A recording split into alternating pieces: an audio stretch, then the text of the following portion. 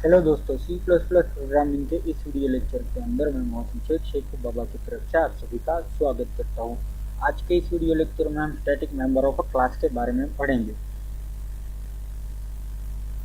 तो हम क्लास के मेंबर को स्टैटिक डिफाइन कर सकते हैं स्टैटिक कीवर्ड की मदद से। जब भी हम क्लास के मेंबर को स्टैटिक डिक्लेयर करेंगे तो इसका मतलब है कि कितने भी ऑब्जेक्ट क्रिएट कर ले हम उस क्लास के, लेकिन वहाँ पर स्टैटिक मेंबर की सिर्फ एक ही वैल्यू कॉपी रहेगी।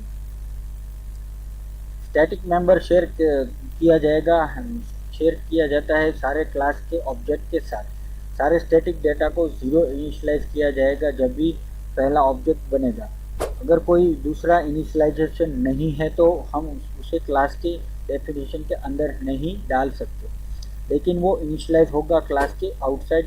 जैसे कि यहाँ पर मैंने एग्जांपल में रीडिक्लेयर कर रहा हूँ स्टैटिक वेरिएबल को स्कोप रिजोल्यूशन ऑपरेटर की मदद से, और वो आइडेंटिफाई करेगा कि वो किस क्लास से बिलोंग करता है। तो चलिए उस एग्जांपल को हम समझते हैं और इसको कंपाइल और रन करते हैं।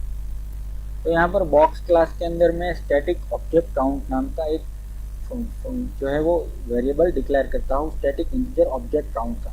बॉक्स के अंदर मैं पैरामीटर पास कर रहा हूँ, उसको कंस्ट्रक्टर कर रहा हूँ डबल एल डबल बी और डबल एच से। उसके बाद प्रिंट करवा देता हूँ कंस्ट्रक्टर कॉल। उसके बाद लेंथ ब्रेथ और हाइट के अंदर एल बी एच हम स्टोर कर रहे हैं। फिर ऑब्जेक्ट काउंट प्लस प्लस, तो ऑब्जेक्ट की वैल्यूज के अंदर वो प्लस कर देगा। फिर वॉल्यूम के अंदर मैं मल्टीप्लाई कर रहा हूँ length multiply by breath multiply by height. Private member के अंदर मैं वो मेंबर डिक्लेयर कर रहा हूँ डबल लेंथ डबल ब्रेथ और डबल हाइट। फिर यहाँ पर स्कोप रिजोल्यूशन ऑपरेटर की मदद से मैं इंटीजर बॉक्स और उसके ऑब्जेक्ट काउंट को जीरो कर देता हूँ। तो बॉक्स जब भी पहली बार इनिशियलाइज होगा तो उसकी वैल्यू जीरो हो जाएगी।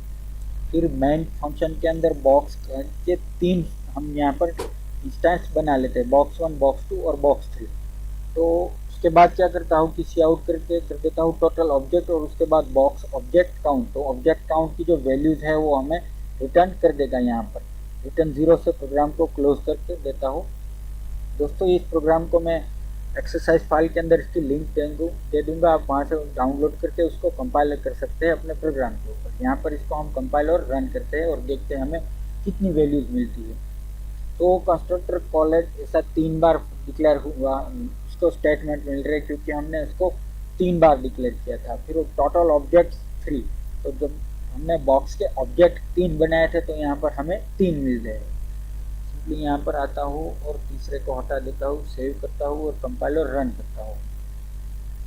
तो हमारा जो कंस्ट्रक्टर कॉल हुआ है वो 2 बार हुआ है और जो टोटल ऑब्जेक्ट्स है वो 2 हो रहे हैं। तो यहाँ पर स्कोप रिजोल्यूशन की मदद से जो मैंने ऑब्जेक्ट काउंट इक्वल टू 0 किया था वो यहाँ पर हमें सक्सेसफुली मिल रहा है। जब भी हम नया ऑब्जेक्ट बनाते हैं हमारे प्रोग्राम का तो वो उसको 0 डिक्लेयर कर देता है और जो स्टैटिक वैल्यूज है वो फिर से काउंट होती है।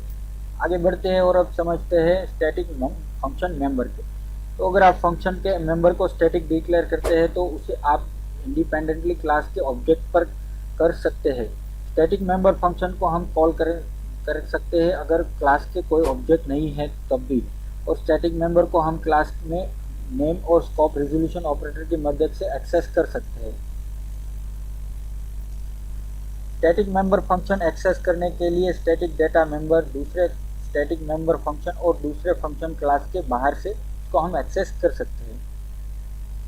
स्टैटिक मेंबर फंक्शन का स्कोप क्लास के अंदर और उसे हम क्लास एक्सेस नहीं कर सकते दिस पॉइंटर से। स्टैटिक मेंबर फंक्शन को डिक्लेयर स्टैटिक मेंबर फंक्शन का यूज़ हम इसलिए सकते हैं कि कुछ ऑब्जेक्ट क्लास के वो क्रिएट हुए हैं या नहीं उसको जानने के लिए हम स्टैटिक मेंबर फंक्शन का यूज़ करते हैं। तो चलिए इसका मैंने छोटा सा प्रोग्राम बनाया हुआ है जिसको हम समझते हैं और देखते हैं वो किस तरीके से यूज़ होता है।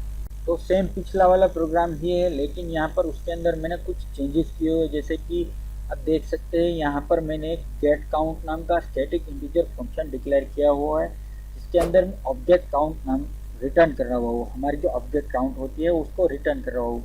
और यहाँ पर बॉक्स को इनिशियलाइज कर देता हूँ उसको रिजोल्यूशन की ऑपरेटर की मदद से कि ऑब्जेक्ट काउंट इक्वल टू 0, वो ऑब्जेक्ट के काउंट को 0 कर देगा। पहले क्या करता हूँ कि इनिशियलाइजेशन स्टेज के ऊपर काउंट किए कितने हैं वो हम प्रिंट करवा देते हैं बॉक्स, और उसके बाद गेट काउंट। फिर बॉक्स के दो ऑब्जेक्ट बना लेता हूँ, बॉक्स 1 और बॉक्स 2। फिर प्रिंट करवाता हूँ कि फाइनल स्टेज काउंट, और उसके बाद उसके अंदर बॉक्स का गेट काउंट नाम का फंक्शन एक्सेस करते हैं। तो चलिए अब इसको कंपाइल और रन करते हैं और देखते हैं हमें रिजल्ट में क्या मिलता है।